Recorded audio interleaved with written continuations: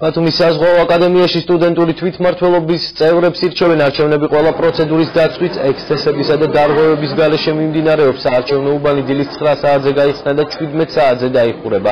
ხმის დათვლა დღის ბოლოს დაიწყება. საბოლოო შედეგები კი ცნობილი ხვალ გახდება. სტუდენტური თვითმმართველობის არჩევნებში სულ 19 კანდიდატია დარეგისტრირებული. ისინი სხვადასხვა ფაკულტეტის სტუდენტები არიან.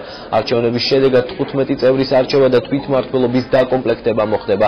შედეგების გამოცხადებიდან უმეტეს ერთ კვირაში კი სტუდენტური თვითმმართველობის პრეზიდენტს აირჩევენ. ბათუმის საზღვაო აკადემიაში არჩევნები 2 წელიწადში ერთხელ ტარდება. თვითმმართველობის წევრებსაც სწორედ 2 წლის ვადით ირჩევენ. აკადემიაში 878 სტუდენტი სწავლობს. არჩევნებში მონაწილეობისთვის კი 588 დარეგისტრირდა. თვითმმართველობის არჩევნები ლეგიტიმურად მაშინ ჩაითვლება, თუ არჩევნებზე დარეგისტრირებული სტუდენტის 30% გამოცხადდება. მიმდინარეობს ბათუმის სახელმწიფო საზღვაო აკადემიაში თვითმმართველობის არჩევნები. მე მეორეჯერ ვიყრიკე, ჩემი ამორჩევლები საკმაოდ აქტიურობენ და ველოდებით შედეგად იმედი მაქვს, რომ გავიმარჯვებ. პირველ რიგში ვხედავთ იმ სტუდენტების დაინტერესებას სტუდენტური თვითმმართველობით, ეს იყო პირველი ჩემი განმაპირობებელი მიზეზი.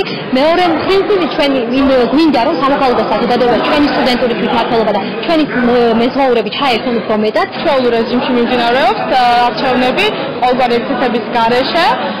საკმაოდ აქტიურად მონაწილეობენ სტუდენტები ამ არჩევნებში და 6 საათზე დაიხურება არჩევნობანი და დღეს გახდება ცნობილი თუ ვინ გაიმარჯვა. არჩევნები მიმდინარეობს ნორმალურ ვითარებაში, არანაირი დიდი დარღვევა ყოფილა, მცირე უმნიშვნელო შესწორება იყო გასაკეთებელი. ასევე რაც შეეხება კანდიდატებს, მათი მხრიდან არანაირი ექსცესი არ ჰქონია ადგილი. ჩვენ დამკვირვებლები დღის ბოლომდე, ბოლოების დაწერამდე ვიქნებით აქ და დავაკვირდებით ამ არჩევნებს და იმედი გვაქვს, რომ ყველაფერი ჩაივლის კანონიერების ფარგლებში.